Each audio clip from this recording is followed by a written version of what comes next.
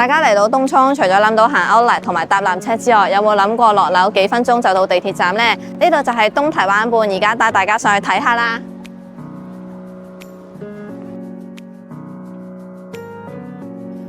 咁一入到嚟個單位咧，就見到側邊係廚房啦。廚房咧就有基本設備，都唔使特登再裝修過。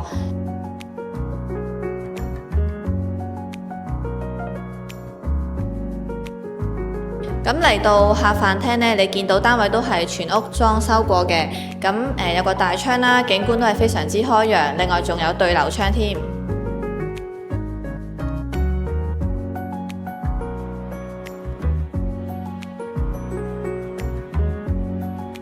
咁咧洗手間都係重新裝修過嘅，就配備咗浴室寶，以白色為主調。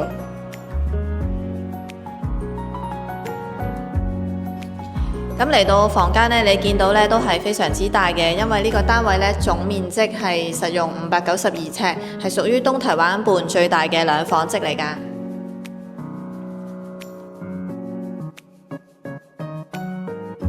咁業主咧都好有心，除咗換咗客飯廳個冷氣機之外咧，房間嘅2部冷氣機都換咗新㗎，減少咗買家唔少嘅煩惱。